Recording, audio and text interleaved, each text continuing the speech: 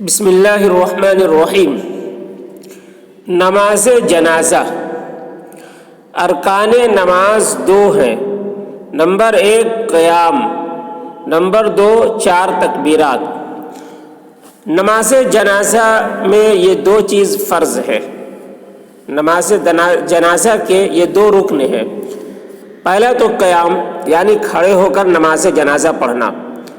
اگر کوئی بیٹھ کر نماز جنازہ پڑھتا ہے تو نماز جنازہ نہیں ہوگی، اس کے لیے کھڑا ہونا فرض ہے۔ اسی طریقے سے 4 تکبیرات کہنا نماز جنازہ کے اندر یہ بھی فرض ہے۔ اگر کوئی تکبیر چھوٹ جاتی ہے تو بھی نماز جنازہ نہیں ہوگی۔ تو یہ دو چیزیں نماز جنازہ میں کے رکن ہے۔ نماز جنازہ میں یہ دو چیزیں ہونی چاہیے، تب نماز صحیح ہوگی، نہیں تو نماز صحیح نہیں ہوگی۔ نماز جنازہ کی ترکیب یعنی نماز جنازہ پڑھنے کا کیا طریقہ ہے۔ پہلے نیت کرے، نماز جنازہ پڑھنے کی نیت کرے۔ اس کے بعد اللہ اکبر کہہ کر ہاتھ باندھ لے۔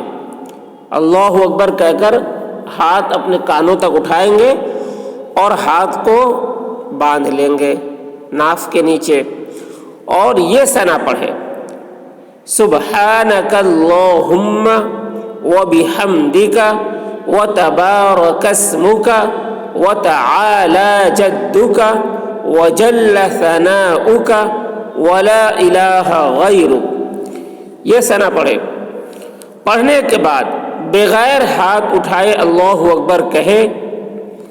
اللہ اکبر پھر کہنا ہے، لیکن ہاتھ نہیں اٹھانا ہے اور نہ ہی آسمان کی طرف دیکھنا ہے۔ بہت سارے لوگوں کو دیکھا ہم نے کہ جب اللہ اکبر بولتے ہیں، تکبیر کہی جاتی ہے، تو آسمان کی طرف سر اٹھا کر دیکھتے ہیں۔ تو آسمان کی طرف سر نہیں اٹھانا ہے اور نہ ہی ہاتھ کو کانوں تک اٹھانا ہے۔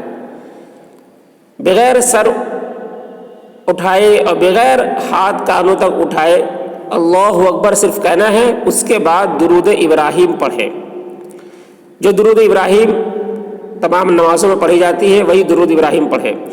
اس کے بعد بغیر ہاتھ اٹھائے اللہ اکبر کہے۔ پھر اللہ اکبر کہیں گے لیکن ہاتھ نہیں اٹھائیں گے اور نہ ہی آسمان کی طرف دیکھیں گے۔ اس کے بعد جنازہ کی دعا پڑھے۔ جنازہ کی دعا پڑھے۔ اگر بالغ میت ہے، مرد ہے، بالغ میت ہے تو مرد ہو یا عورت دونوں کے لیے ایک ہی دعا ہے، اور اگر نابالغ بچہ ہے تو بچہ کے لیے جو دعا ہے اور بچی کے لیے جو دعا ہے دونوں میں تھوڑا سا فرق ہے۔ مذکر مؤنث کے لیے ہا اور ہو کا فرق ہے، ورنہ وہ دعا بھی ایک ہی ہے، تو وہ دعا پڑھنا ہے۔ اس کے بعد پھر اللہ اکبر کہے اور یہاں پر بھی ہاتھ نہیں اٹھانا ہے۔ اس کے بعد دونوں جانب سلام پھیر لے، السلام علیکم ورحمۃ اللہ، السلام علیکم ورحمۃ اللہ، دونوں طرف سلام پھیر لے۔ نماز جنازہ ہو گئی۔ تو یہ نماز جنازہ پڑھنے کا طریقہ۔ نماز جنازہ کے صحیح ہونے کے 5 شرائط ہیں۔ نماز جنازہ کے صحیح ہونے کے 5 شرائط ہیں۔ نمبر 1 میت کا مسلمان ہونا۔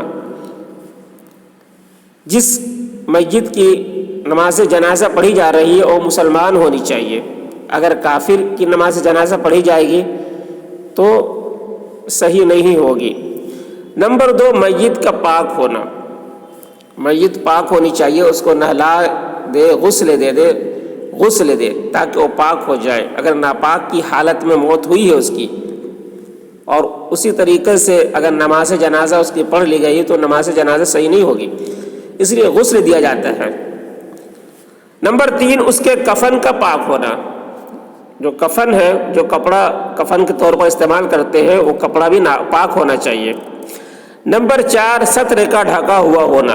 تو کفن جس طریقے سے پہنانے کا جو طریقہ ہے اس طریقے کے مطابق پہنائیں گے تو ستر بھی ڈھکا ہوا ہوگا، اور اگر ستر اٹھا ہوا ہے تو بھی نماز جنازہ صحیح نہیں ہوگی۔ نمبر 5 میت کا نماز پڑھنے والے کے سامنے ہونا۔ میت کو، جنازہ کو امام کے آگے رکھا جاتا ہے امام کے آگے ہوتا ہے، تو اسی طریقے سے ہونا۔ غائبانہ نماز جنازہ صحیح نہیں ہے حنفی مسلک میں۔ تو یہ شرائط ہے نماز جنازہ کے صحیح ہونے کے۔